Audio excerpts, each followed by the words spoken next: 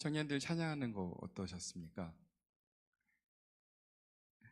아마 한동안 이 모습을 보지 못할 것 같습니다. 왜냐하면 2024년도 들어와서 3명이 결혼하면서 나갔어요. 그리고 오늘 군대로 또 1명을 보냈어요. 그리고 헌신 예배를 드리기 위해서 우리가 최소의 인원이 6명이에요.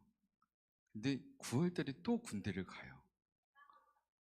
최소 인원이 안 되네요, 지금 이제. 아까 청년들이 찬양을 마지막 곡을 하는데 우리 청년들이 저를 울렸어요. 그냥 계속 앞자리에서 눈물이 계속 흘렸는데 왜 그러냐면요. 오늘 나왔던 청년들 5명과 저기 구석에서 드럼을 쳤던 여기 사회를 봤던 청년까지 총 6명인데 이 청년들이 최소 하나의 이상의 섬김을 하고 있어요. 2개 이상 하시는 분, 2개 이상 하는 청년들이 대부분이고요. 하나만 하기도 버거운데 그렇게 봉사를 해요. 그러면서도 헌신이라는 이름으로 예배를 드리려고 하니 계속해서 준비된 말씀이 막히는 거예요. 진짜 힘들게까지 헌신하고 있는 저 청년들을 또다시 앞에 나가서 일을 하라고 이야기를 해야 되는 그 담당하는 목사이기 때문에 가슴이 너무 아픈 거예요. 저희가 이번 여름 성경학교 주제가 지금 청년들은 아직 제가 얘기를 안 해서 모를 거예요. 다시 일어나리입니다. 윤진이가 그걸 알지도 못하는데 그 마지막 곡을 그걸 선택을 한 거예요. 그러면서 이게 우리 청년들이 정말 부르짖는 하나님에 대한 기도 아닐까라는 생각을 해봤습니다. 정말 힘들지만 계속해서 나아가는 이 청년들, 그래서 이들을 위해서 무슨 말씀을 전할까 하다가 기독교는 사랑이잖아요. 아마 이 친구들이 이렇게까지 할 수 있는 이유는 아마 사랑하기 때문에, 하나님을 사랑하고 내 이웃을 사랑하는 것을 실천하기 때문이라고 생각해서 오늘 이 말씀을 준비했는데요. 책임져야 돼. 나 올렸으니까. 자, 말씀 들어가겠습니다. 이제 질문 하나 할게요. 2사람이 식당에서 나오는데 공교롭게 동일한 상표의 명품 가방을 메고 있었습니다. 그런데 갑자기 비가 내리자 한 사람은 들고 있는 가방을 품에 안고 차로 뛰어갔고요. 한 사람은 그 들고 있는 가방을 머리에 올려서 자신을 가리고 뛰어갔습니다. 자, 이 2사람 중 누가 진짜 명품 가방을 가지고 있는 사람일까요? 품에 들고 뛰어간 사람일까요? 아니면 머리에 가방을 이렇게 가리고 가방을 머리로 맞고선 뛰어갔던 사람일까요? 과연 누구일까요? 품에 안은 사람이요? 또 다른 분은요? 거의 대부분 품에 안는 사람이라고 생각하시나요? 정답은 저도 잘 모르겠습니다. 그런데 한 가지 확실한 것은요. 처음 사람에게는 자신보다 가방이 더 뛰어난 명품이었고요. 2번째 사람에게는 가방보다 자신이 더 뛰어난 명품이었기 때문입니다. 아무리 명품의 가방이라 할지라도 내가 명품이면 나를 가려야 돼요. 그거보다 더 중요한 거 나를 가려야 되죠. 이렇듯 명품이 무엇인지가 중요한데요. 그 가치를 여러분들 한번 나에게 쏟아보셨으면 좋겠어요. 내가 하나님 앞에 진짜로 아끼는 명품이 되었으면 좋겠습니다. 자, 명품은 나름대로의 상표를 가지고 있죠. 제가 좀 유치해서 명품을 잘 몰라요. 그래서 제가 아는 명품을 이야기할게요. 나이키, 아디다스 이런 상표들은요. 이름을 들으면 저절로 마크가 떠오르죠. 그리고 그 마크를 보면 그게 어떤 상품인지 알게 되죠. 그런데 중요한 것은요. 유명한 상표일수록 짝퉁이 참 많다는 거예요. 제가 얼마 전에 누가 이렇게 선물을 주셨는데 제가 쓰는 이어폰하고 너무 똑같아요. 착용하고 있으면 진짜 똑같아요. 근데 소리가 안 들려요. 새 건데 10분만 들으면 소리가 안 들려요. 배터리가 없어져 버려요. 그렇게 겉모양만 그런 유명한 상품일수록 짝퉁도 참 많아지죠. 그리고 기술이 발달로 인해서 겉으로는 구별이 안 될 정도의 짝퉁도 나온다고 해요. 지난번에 목사님도 한번 말씀을 하셨는데, 가품을 들고 정정당당하게 진품 가게에 가서 AS를 맡기시는 분, 저도 그분을 알거든요. 근데 정말 당당하게 들어가시고 당당하게 수리받고 나오셨어요. 자, 겉으로 구별 안 될 정도의 이런 제품도 등장한다고 했습니다. 자, 그런데 결국에 가면요, 진품과 짝퉁은 차이가 생기더라고요. 생긴 것은 비슷할지라도 품질에서 차이가 생기고요, 내구성에서 차이가 생기기도 합니다. 그런데 교회, 그리스도인이나 교회도 마찬가지라는 뜻이죠. 많은 사람들이 교회에 나오고 그리스도인이라고 지칭합니다. 그러나 안타깝게도 그 모두가 진짜는 아닐 수도 있다는 거죠. 그 가운데 분명 짝퉁, 가짜도 있다는 것이죠. 자, 그렇다면 어떻게 구별할 수 있을까요? 어떤 사람이 진짜 그리스도인이고 어떤 교회가 진짜 하나님을 섬기는 교회일까요? 오늘 우리 청년들의 수준에 맞춰서 6하 원칙을 한번 살펴볼게요. 자, 첫 번째, 언제입니다. 진짜는 정말 오래 가죠. 진짜 오래 갑니다. 좋은 시계는요, 비바람 속에서도, 높은 기압 속에서도, 깊은 물 속에서도 정상적으로 작동을 해요. 오늘 예수님이 제자들을 향해서 너희는 서로 사랑하라고 말씀을 하셨습니다. 근데 이 말씀하셨을 때의 장면을 한번 떠올려 볼게요. 이 말씀하시던 그 시간과 그 순간, 정말 살벌한 시공간을 배경으로 하고 있습니다. 정말 살벌해요. 성경 속에서 가장 살벌했다고 이야기할 수 있죠. 왜냐하면요, 십자가를 지시기 전날 제자들과 함께한 만찬에서 가룟 유다는 예수님을 팔기 위해서 그 자리를 떠났어요. 그리고 이제 십자가를 져야 할 시간이 얼마 남지 않음을 아셨던 예수님이 하신 말씀이죠. 그러니 상황을 알고 있는 사람들이 이렇게 쳐다보게 되면 정말 살벌한 시공간을 배경으로 하고 있죠. 그래서 어떻게 보면요, 이 말씀은 예수님의 유언이라고 그렇게 생각해도 될 수 있을 것 같아요. 그 이후로도 아주 오랫동안 제자들과 초대교회는 우리가 떠올리는 달콤한 사랑의 감정과는 너무나 거리가 먼 냉혹한 시간들을 보내야 했는데요. 보세요. 예수님은 십자가에 달려 돌아가셨어요. 돌아가셨지만 3일 만에 부활하셨습니다. 감사하죠? 근데 얼마 뒤 예수님은 그들을 떠나서 다시 하늘로 올라가셨어요. 그리고 제자들은 유대교로부터 출교와 배척이 기다리는 그 세상에 남겨져 있었죠. 그들은 남겨진 그 세상에서 전에는 결코 볼 수 없었던 믿음과 사랑을 삶으로 드러냈습니다. 그리고 그들은 그것 때문에 늘 쫓겨다니는 삶을 살아야 했어요. 그런데도 그들은 그 모든 순간 사랑하기를 그치지 않았습니다. 그래서 언제는 그 모든 순간입니다. 하나님을 사랑하고 이웃을 사랑하며 심지어 그들을 박해하는 이들을 위해서도 그들은 기도를 했어요. 왜냐하면 예수님이 그렇게 하셨거든요. 그래서 그들도 그렇게 했습니다. 이제 우리들도 그렇게 해야 되는 거죠. 오늘 본문을 보면 예수님은 그들이 이렇게 살 수 있도록 방법을 알려주셨는데요. 예수님이 없는 시간과 공간에서 그들이 살아남는 방법에 대해서 말씀을 해주셨습니다. 과연 그 방법은 무엇이었을까요? 두 번째는 어디서입니다. 본문에서 예수님은 제자들을 향해 내가 너희와 함께 있을 시간이 얼마 남지 않았다고 말씀을 하셨어요. 그리고 내가 갈 곳은 너희들이 당분간 따라올 수 없는 곳이라고 말씀을 하셨죠.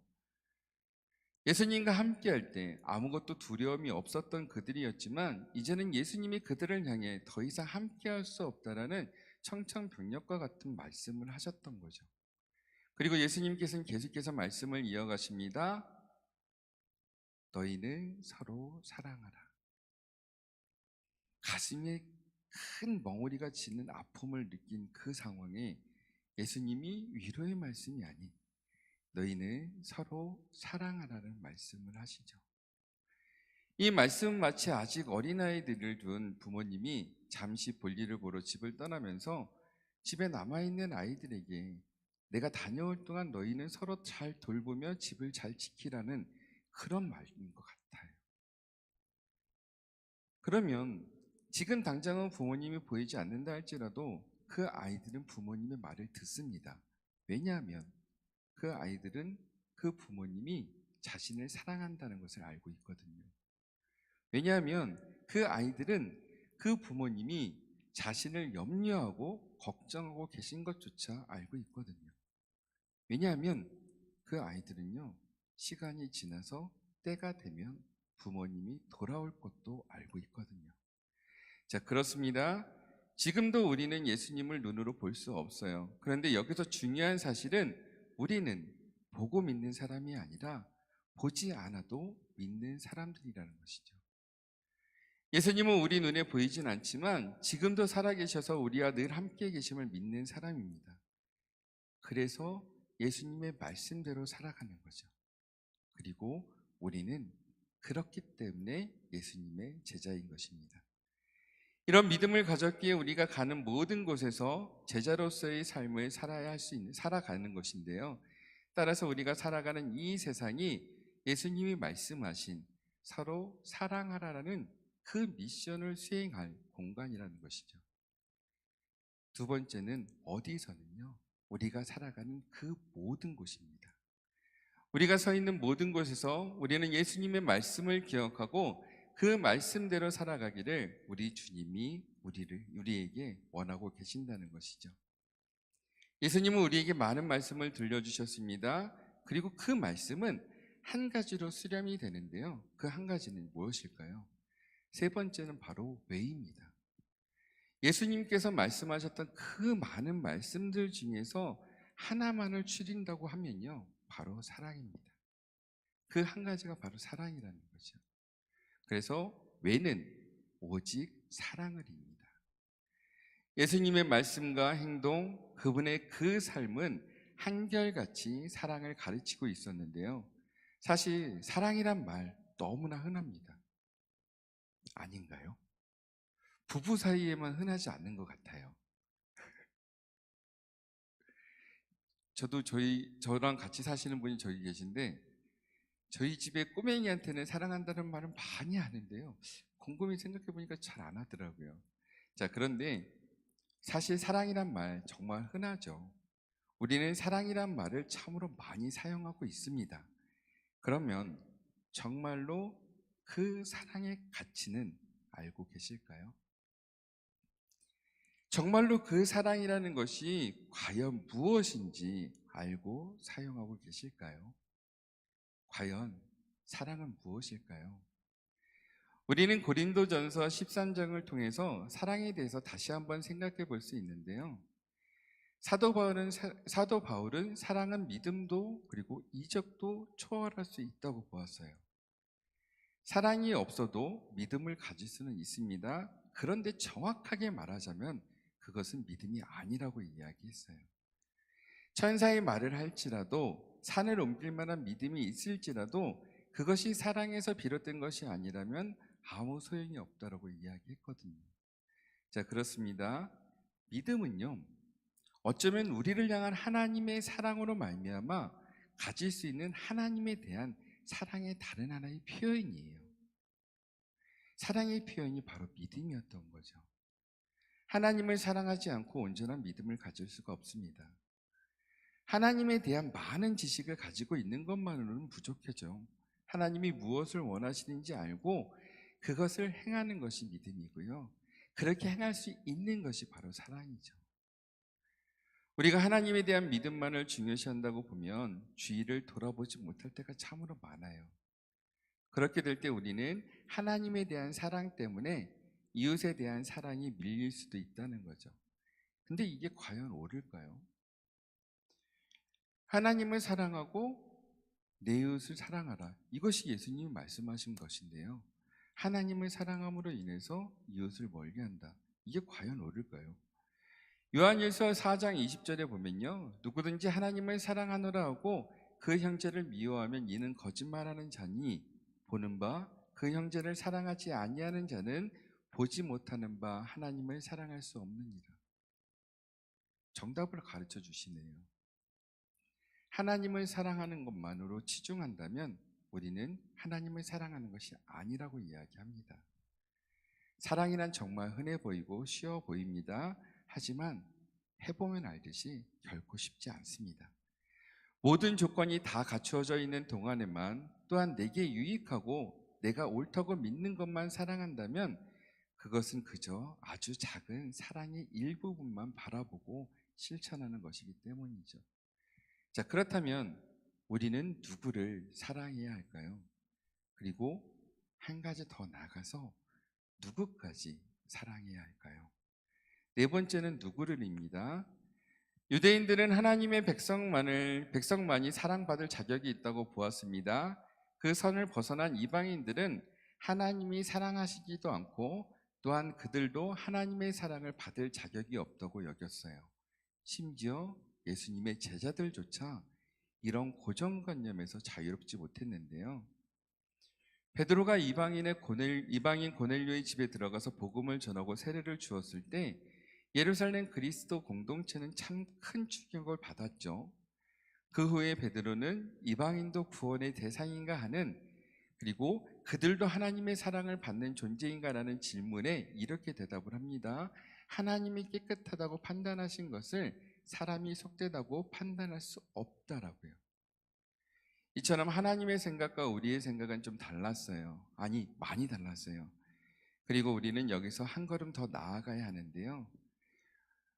사실 우리는 한 걸음 더 나아가 하나님께 가까이 가야 함에도 불구하고 항상 뒷걸음질 쳐죠.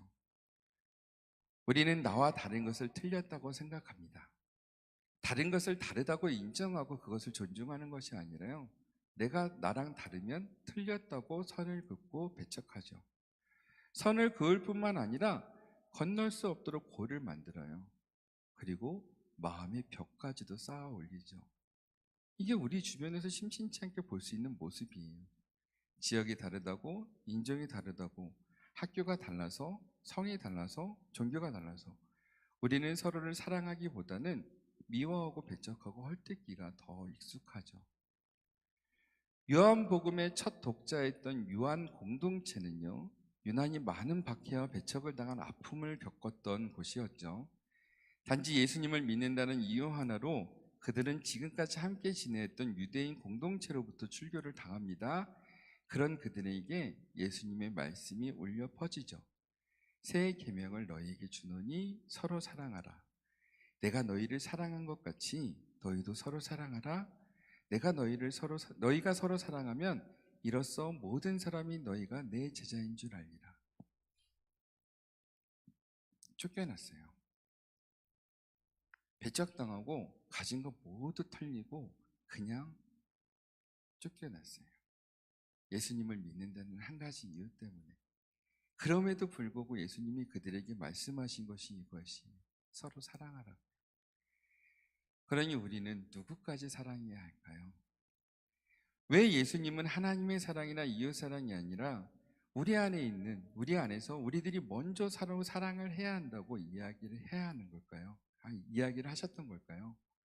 왜 예수님은 특별히 세상과 등을 돌린 채 하나님으로부터의 계시를 가장 중요하게 여겼던 이 유한 공동체에게 먼저 말씀을 하셨던 것일까요? 자, 다섯 번째, 어떻게입니다. 이것은 먼저 정답을 가르쳐 드릴게요. 너희가 받은 대로입니다. 다섯 번째, 어떻게는요, 너희가 받은 대로인데요. 서로 사랑하라는 말씀은 사랑의 최종 종착지가 아니라 출발점이었어요. 왜냐하면 예수님께서 사랑하셔서 다가오셨거든요. 그리고 거기서부터 시작됐어요.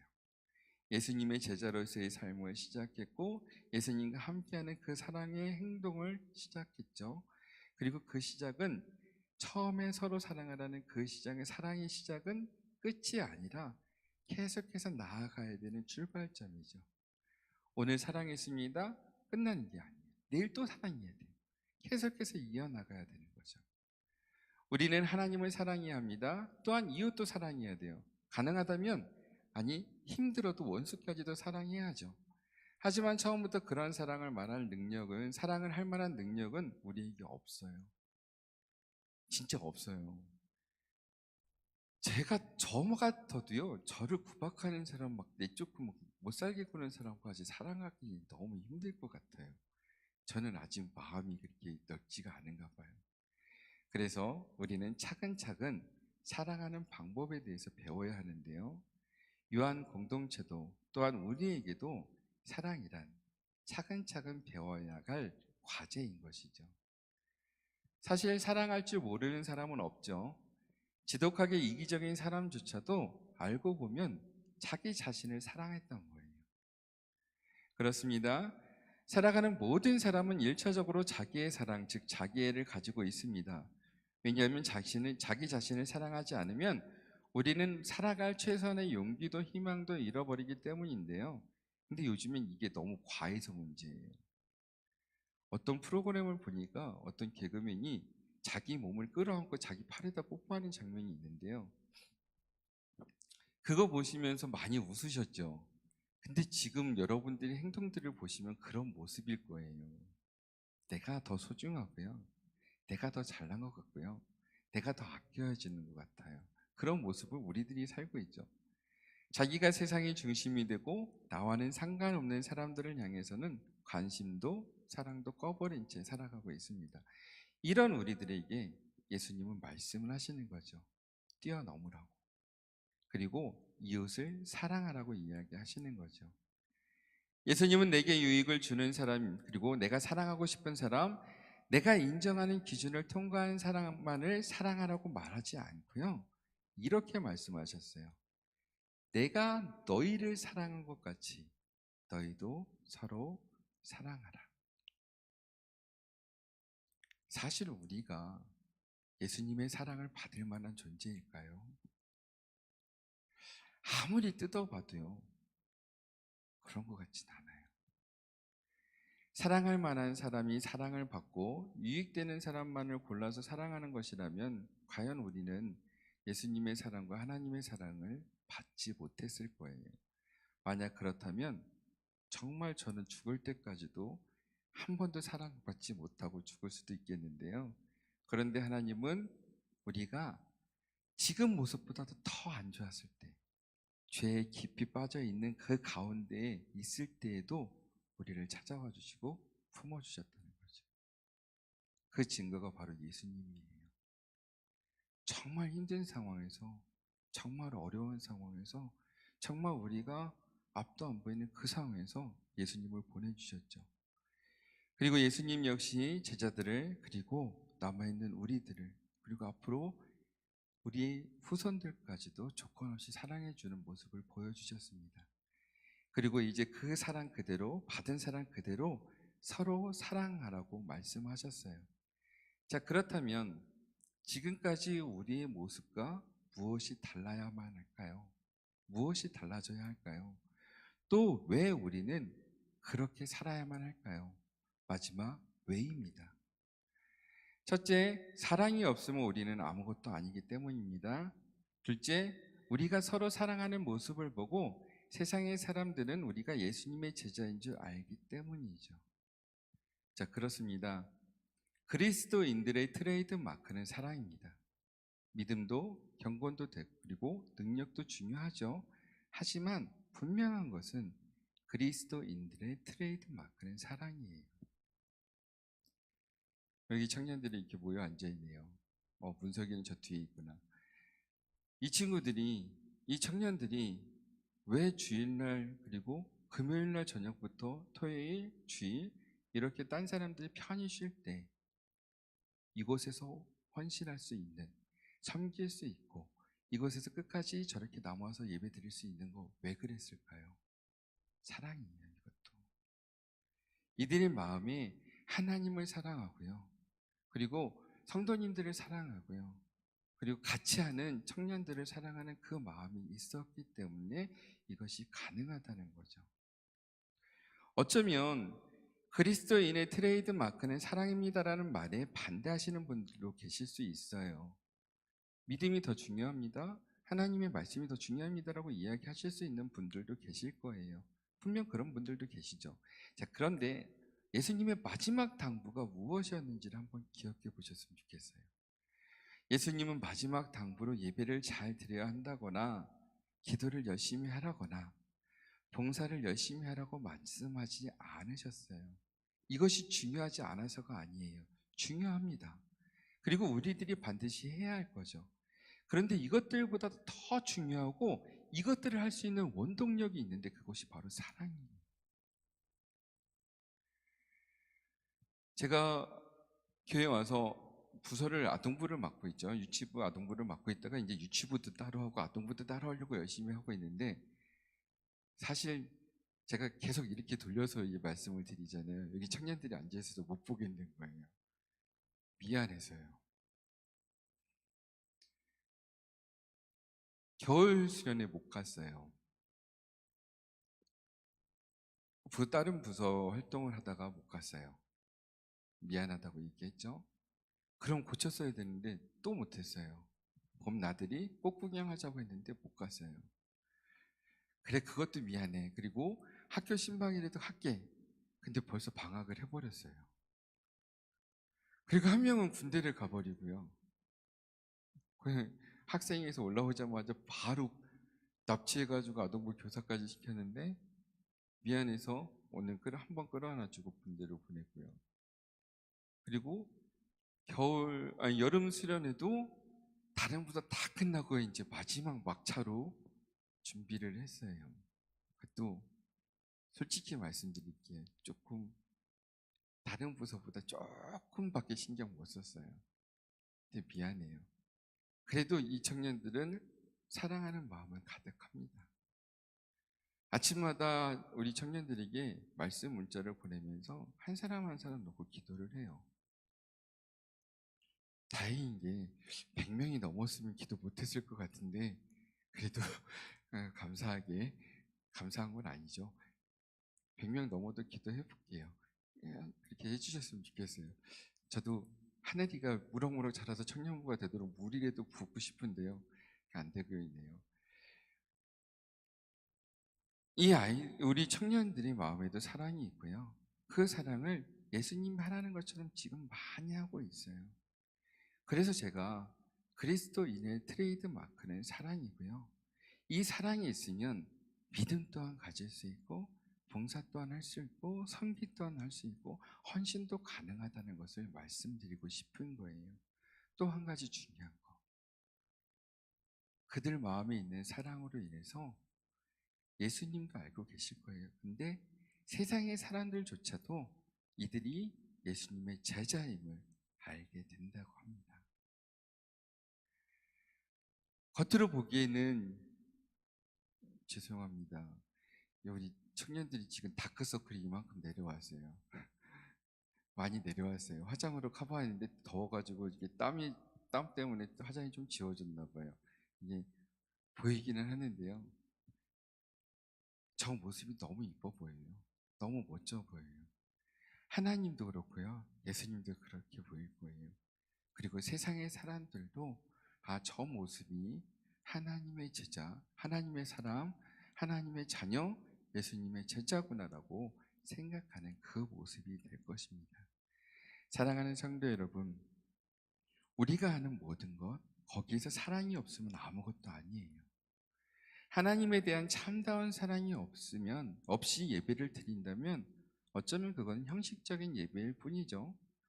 하나님에 대한 참다운 사랑이 없다면 그 상태에서 기도를 하고 말씀을 읽는다면요, 내 생각과 내 주장이 가득한 독선적이고 배타적인 벽을 만드는 도구일 수밖에 없습니다. 이웃에 대한 참다운 사랑이 없이 하는 봉사는 그저 보기 좋은 껍데기일 뿐이죠. 오랜 시간 동안 그리스도인으로서 드러내는 고유한 특성이 바로 사랑이었고요.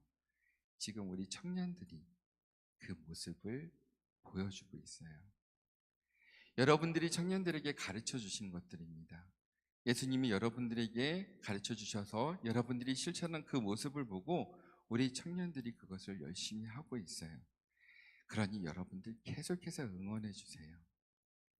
누구나 할 수 있는 사랑이 아닌 사랑할 수 없는 사랑까지도 포용하고 사랑하셨던 그 예수님의 그 사랑이 우리를 그리스도인이 되게 한 것처럼 그 그리스도인으로 드러내는 모습을 우리 청년들이 보여줄 수 있게 해달라고 여러분들이 많이 기도하고 응원해 주셨으면 좋겠어요. 자, 이제 한 번만 질문을 할게요. 청년을 포함해서 모든 우리 충주 상일교회 성도님들이요, 짝퉁이실까요? 아니면 진짜 그리스도인이실까요? 마지막 결론입니다. 우리는 그리스도인이에요.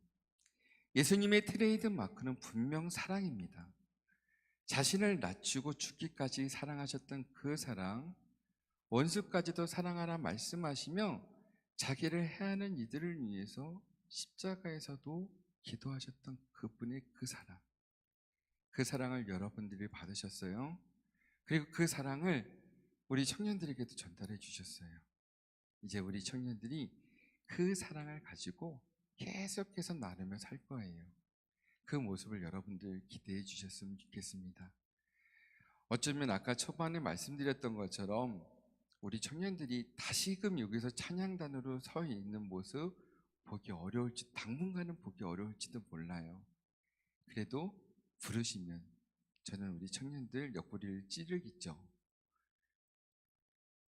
지금 아무도 안 쳐다보는 친구들도 있구나. 여러분들, 정말 우리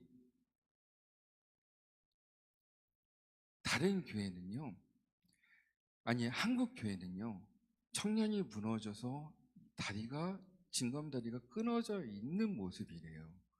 앞으로 10년만 더 지나면 지금 청년이 이제 어느 정도 교회 일을 해야 될 중추적인 역할을 해야 되는데 그게 비어 있대요. 그러다 보니 이 다음 세대인 아동부까지도 지장이 생기는데, 우리는 지금 그나마 우리 청년들이 계속해서 그 자리를 메꿔주고 열심히 노력하고 있잖아요. 여러분들의 많은 기도와 응원이 필요할 때입니다. 그리고 우리 청년들은요, 성도님들이 응원해 주시는 그 모습에 감사함으로 여기고 한 가지만 생각하고 나아갔으면 좋겠어요.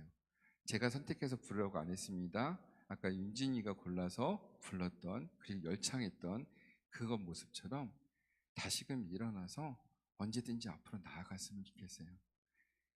제가 누누이 말씀드리잖아요. 힘이 있을 땐 뛰어가십시오. 힘이 없으면 걸어서 가세요. 정말 힘들고 지치면 쓰러져서 기어서라도 가세요. 그러나 멈추지는 마시고 끝까지 앞으로 나가서 하나님 앞에 되시길 우리 주님이 간절히 원하십니다.